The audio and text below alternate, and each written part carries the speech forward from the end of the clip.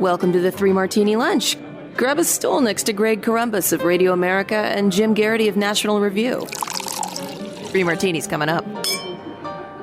Hey, super glad you're with us for the Friday edition of the Three Martini Lunch. Last day of Jim Garrity's vacation, but we're very glad to have Chad Benson sitting in for him today. Chad is host of the Chad Benson Show on the Radio America Network. In fact, he's rested and ready. Well, maybe not rested because he just finished his show, but we've got good, bad, and crazy martinis for you today. Chad, always great to have you with us. Love being here, my man. Last time I did it, I was with Jim because you said, I don't want to do this anymore with you, Jim. And then I came in and filled in while you recovered. But now it's good to be back. I like it. You are fake news, but I love having you with me anyway. And you'll actually be subbing for me starting at the end of next week for a few days. So very much appreciate your time. Let's start with our good. And it's not often that we spend our good martini in the middle of Democratic primaries, but every once in a while it happens. Did it last year when Tulsi Gabbard, we thought, took out Kamala Harris in the Democratic primary, and then Kamala Harris turned up on the national ticket anyway. But next Tuesday, June 22nd, we've got a pretty crowded Democratic primary for mayor of New York City. The good news is here, in addition to what we're actually going to talk about, is that Bill de Blasio won't be mayor by the beginning of next year. But a lot of people want to take his place, and one of them is Andrew Yang. And Andrew Yang is a guy who also ran in that 2020 Democratic presidential primary and who actually said some things that make sense. Wouldn't necessarily vote for the guy, don't like his universal basic income idea, but he actually acknowledges some realities in the world that most Democrats don't. And that's what he's doing again on the debate stage in this New York City primary with the issue of the mentally ill. It's becoming a major problem on the streets of New York City. And of course, over the past few decades, it's been harder and harder to involuntarily get mentally ill people into facilities and get them help. So they're living on the streets and they're becoming a menace in New York City. Here in this extended clip, he shares the story of what happened to someone very close to his family and what I think is a very common sense takeaway at the end. Let's take a listen. The fact is, mentally ill, homeless men are changing the character of our neighborhoods. A woman my wife Ellen is friends with in her mom group in Hell's Kitchen was punched in the face by a mentally ill man. Sent a picture of her bruised face around the mom group, spread like wildfire. This is happening in New York City, and we're not talking enough about it. Families are leaving as a result. In East Harlem, the neighborhood has been changed. Upper West Side, the neighborhood has been changed. We owe our people and our families better than this, and I'm frustrated by the political nature of these responses. I mean, we're not talking about housing affordability. We're talking about the hundreds of mentally ill people we all see around us every day on the streets and the subways. We need to get them off of our streets and our subways into a better environment. And when you ask what I'm going to do differently, I'm going to rebuild the stock of psych beds in our city because the number's gone down 14%. It should be going up 100% until there are resources necessary for anyone who's mentally ill to not be on our streets. It's not right for them. It's not right for our city. There will be no recovery until we resolve this. I will fix this, New York. Yes, mentally ill people have rights, but you know who else have rights? We do. The people and families of the city. We have the right to walk the street and not fear for our safety because a mentally ill person is going to lash out at us. So he's right, Chad. The homeless people and mentally ill people do have rights, but so does everybody else who has the right to not be assaulted by the mentally ill, which seems to be a growing problem in New York City. So I'm not sure what the government's role is in this, but perhaps it does have a role. And these people need help rather than just have everybody look the other way. So once again, Andrew Yang acknowledging reality when others won't do it. Greg, you guys are insane. No, I'm just kidding. Here's the insanity. I didn't mind Andrew Yang. His universal basic income thing I thought was a bit out there, and I think it was misunderstood. It's like, we're going to give you guys money, but we're also going to take away, your benefits, so you be able to. But at the end of the day, he did say a lot of stuff that was very much forward-thinking, almost libertarian-esque at times, and he's running now to try to, I would say at this point in time, reverse and try to fix what Bill de Blasio has really run into the ground. And as far as what's going on in a place like New York, see any big city in America and see the insanity of which these mayors and these liberal, and I'm not talking about the average Democrat, I'm talking about uber progressive liberal do-gooders want to do and how they want to do it, which is essentially, if you're a taxpayer, if you're just a law-abiding, hanging out, homeowner, working in the city person, expect to step over poop, deal with homeless populations, the mentally ill, see tons of crime, probably see an exposed thingy or two every now and then as well, and just deal with it, because for whatever reason, those people have more rights than you do. No, both people have rights. And he's trying to do something about it, which for the uber progressive will make them feel uncomfortable. And he's a bad guy because, they're okay with people being assaulted because you've got privilege. That's nuts. This is why we can't have nice things. This is why places like New York City has become a cesspool. San Francisco is a toilet. I don't even want to talk about Portland and Seattle because they're such a hot mess. You continue to allow crazy to run things, they'll help crazy keep crazy going. What is the solution from the other side? Or do they just pretend it's not happening? Because you mentioned all these cities, San Francisco, Seattle, Portland, Los Angeles has a huge homeless problem too. And they seem to ignore it. And obviously it only gets worse when that happens. So what's their solution? Or they just not have one? And it all comes down to, well, you have to deal with it because if you don't have this problem, you have the privilege, like you were just saying. The solution is there is no solution, because much like everything else in politics, whether you're on the right or left, and this is if the money is in the problem. So whether it's racism, homelessness, LGBT, whatever, the problem itself can keep people going. The problem becomes an industry all to itself. The solution is we need to expand mental health. Because so many of these people, even if you gave them a house today, this, they're not going to stay there. It is the people that are truly, truly mentally ill. That's not a fix for them. They have problems that are far beyond whether or not they have a roof over their head. And the drug side of things is the same way. And you ask yourself the question, was it the drugs that caused mental illness, or mental illness caused people to use drugs? Either way, the fix is for politicians is to continue to do absolutely nothing. And the right needs to step up and say, we need to expand mental health. Let's be real. Reagan in the 80s kind of gutted some of that stuff, and we'd be foolish to say that he didn't.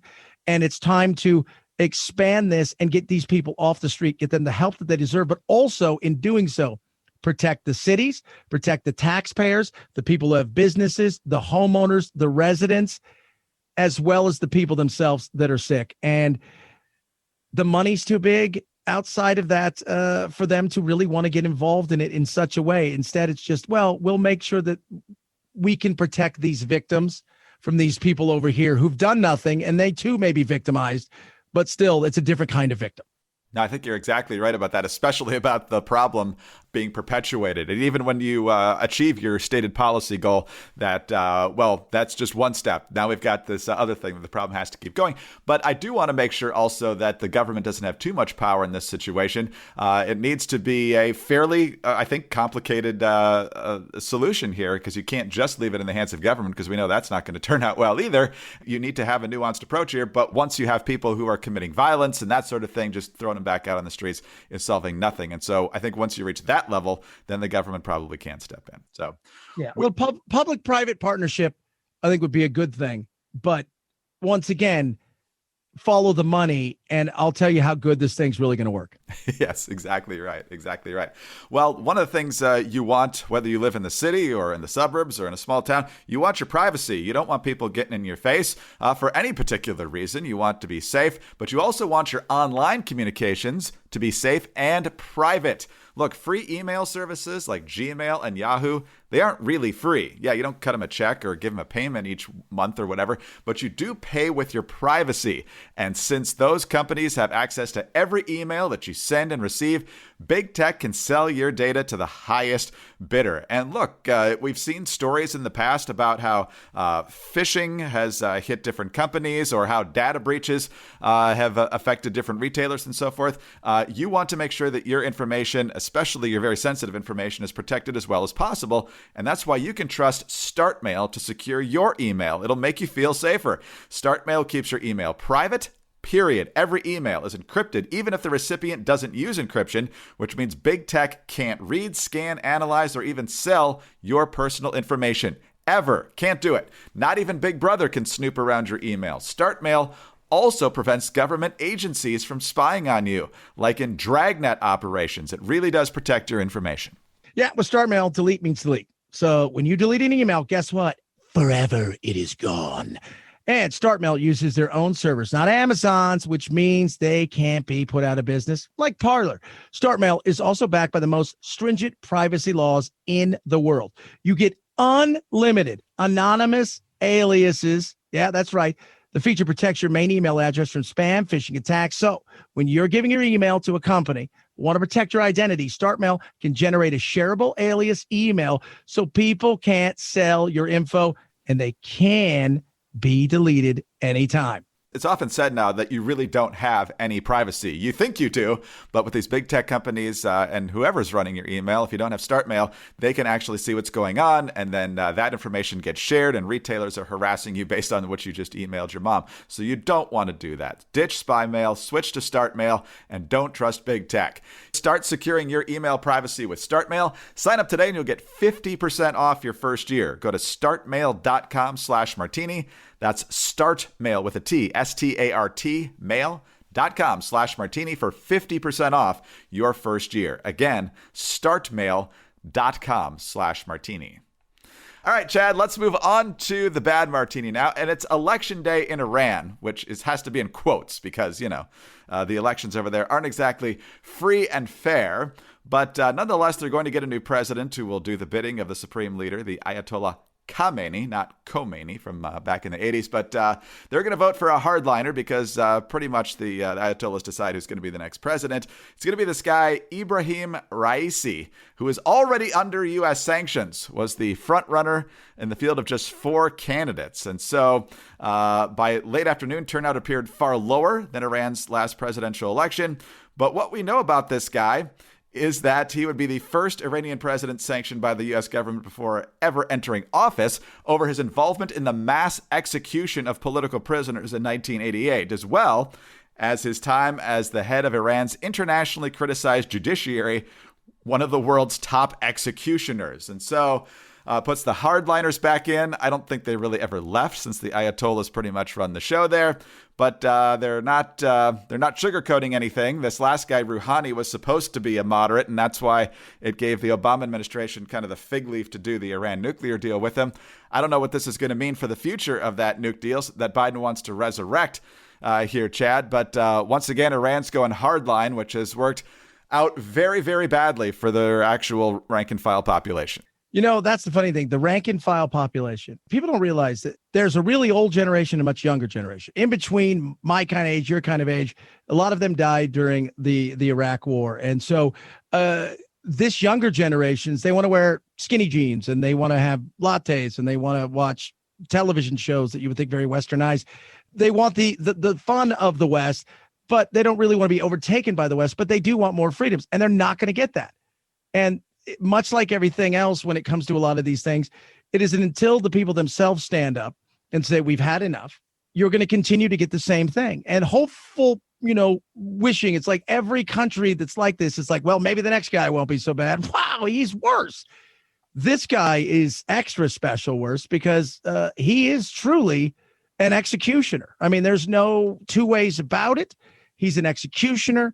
He's not going to rule in a softer, kinder, gentler way. He's there as a puppet, but he'll have a little bit more say, but he's definitely a hardliner. And to say that he's not going to push back harder on the West would be a lie. Yeah, that's definitely true. And I think everybody, even in the mainstream media, knows this guy is nothing but trouble, but it's fun to see how they portray it because over on CNN, he's not, a longtime executioner and a hardliner. He's ultra conservative. So that they're painting him as a man on the right. So when things hit the fan over there in the Middle East, when this guy's in power and doing the bidding of the Ayatollahs carte blanche, they're going to try to blame the right, I guess. But you're going to blame Ted Cruz. Yeah, I guess that's it. Very good foreshadowing, Chad. We're going to be talking about him in the next martini, though. But you're absolutely right. Every time the Iranians catch a break, whether it's the easing of sanctions under Obama, it may happen again under Biden, they get some assets freed up that had been frozen. It all goes into sponsoring terrorism and the Revolutionary Guard, and the people and the national economy never seem to get any relief over there. So they're begging for freedom, and it's just not going to happen unless the hardliners and, of course, the Ayatollahs somehow exit the stage. But I don't see it happening anytime soon. But no, it's not going to happen. So enjoy what you continue to get. And poll numbers were we knew who was going to win, but the voting numbers are down because people are disinterested in coming out and voting for something that they want no part of. And we'll see. The first real test for all the West to look at is when there's a few really big protests about something. I want to see what that looks like and how he cracks down. That's exactly right. And so, we've got a new change of leadership in Israel as well. And so I sense that there's going to be more than the usual level of upheaval in the Middle East fairly soon. And that is definitely bad news.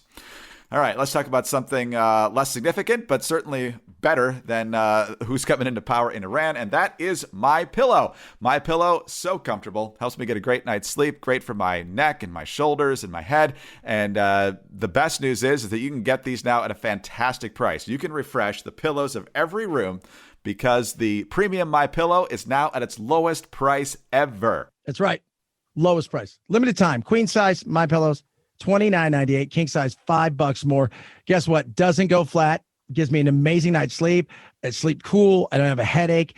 Made right here in the USA. And let me tell you something, how huge that is, knowing something's made right here in the USA. 60-day money-back guarantee, 1 year limited warranty. Go to MyPillow.com and click on the Radio Listeners Square. Enter the promo code Martini or call 800-874-0104. Now, while you're there, you do want to take advantage of the deep discounts on all the other MyPillow products, including the Giza Dream bed sheets and the new My Slippers. Get your premium MyPillow today for just $29.98, but only with our promo code Martini. So call 800-874-0104 or visit MyPillow.com today. All right, Chad, you mentioned Ted Cruz, and Ted Cruz is speaking out in a maybe a little bit of a surprising way. Next year is a gubernatorial election year in Texas. Greg Abbott has already served 2 terms, and by all indications, he's gunning for a 3rd. There are no term limits, I believe, in Texas. And Beto O'Rourke has seriously thought about this race, but the name that's intriguing the most people is actor Matthew McConaughey. And so he has said some things over the years that conservatives have liked. He's also said some things that Democrats certainly like. And so he's said very much so that he's taking a serious look at running for governor. We'll see if he ends up doing it. But Ted Cruz thinks if he gets in, he's going to be a tough guy to beat. He was on the Hugh Hewitt show, and Cruz says he's a big fan of Abbott, but he also hopes that McConaughey decides not to run.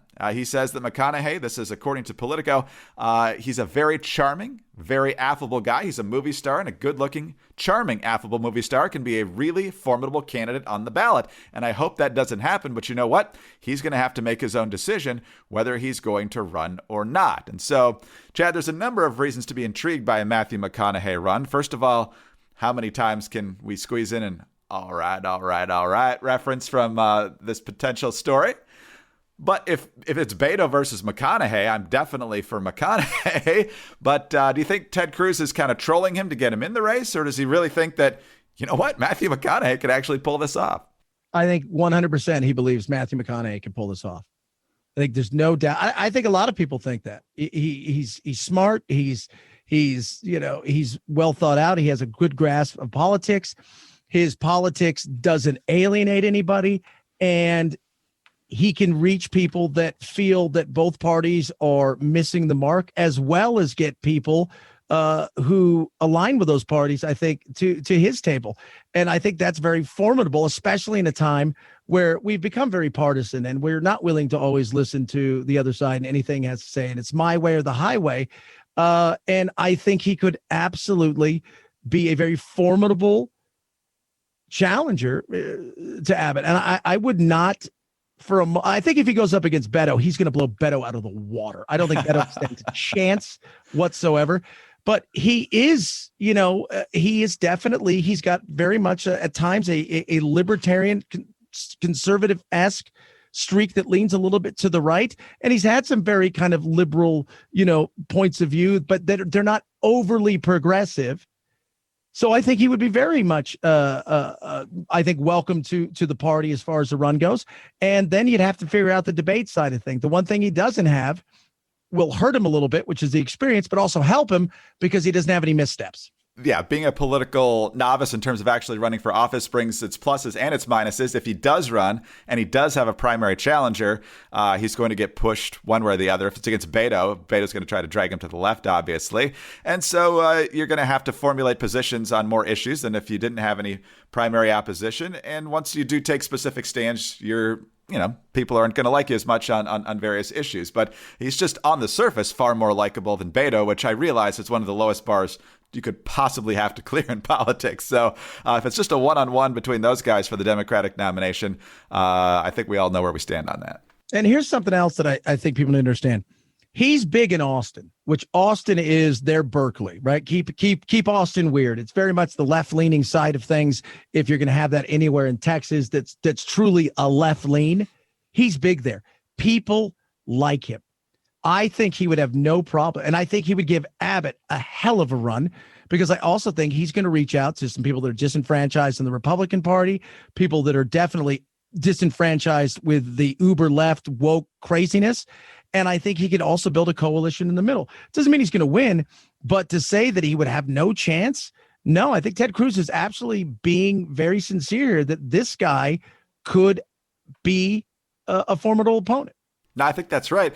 Texas is tightening. Trump won, but by not as big a margins as previous Republican nominees. So, and Ted Cruz had a very tough race against Beto himself. So, I mean, things are tightening up. But the things that are going to work well in Abbott's favor are, in general, he has been fairly popular. He was elected and reelected easily. And in 2022, it's possible that there is going to be a significant backlash against the administration in Washington. That's usually how midterms work.